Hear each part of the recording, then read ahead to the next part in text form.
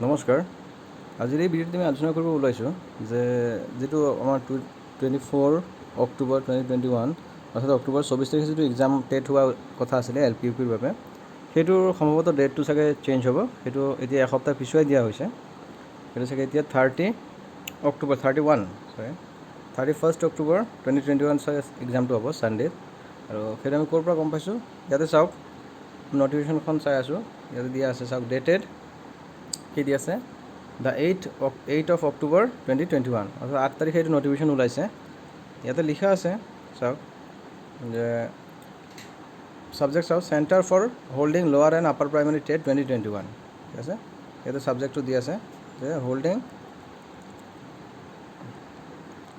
এইটো, এতিয়া ডেটটো ইয়াত দি আছে চাওক। মেইন যিটো কথা হৈছে সেইটো হৈছে ডেটটো, সেইটো ইয়াতে দিয়া হৈছে চাওক।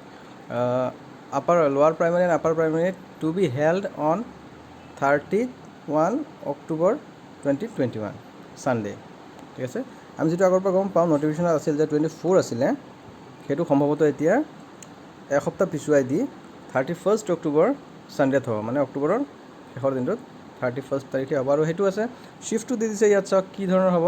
ডেটো অলপ চেঞ্জ হোৱা ইয়াত দেখা গৈছে, যেনেকৈ টাইমটো যেনেকৈ চাওক 8:30 পৰা আৰম্ভ হ'ব, এটা থাকিব 8:30 AM to 11 AM, আৰু ছেকেণ্ড পেপাৰটো হ'ব সেইটো 12:30 PM to 3 PM, ঠিক আছে।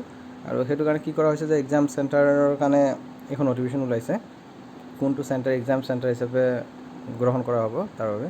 তো তাতে মই গম পাইছোঁ যে এক্সামটো চাগে এসপ্তাহ পিছুৱাই দি 31 অক্টোবৰ 2021 অনুষ্ঠিত কৰা হ'ব, ঠিক আছে। তো এইটোৱে আছিল নতুন নটিফিকেশ্যন, আপোনালোকক সকলোৰ লগত শ্বেয়াৰ কৰিলোঁ।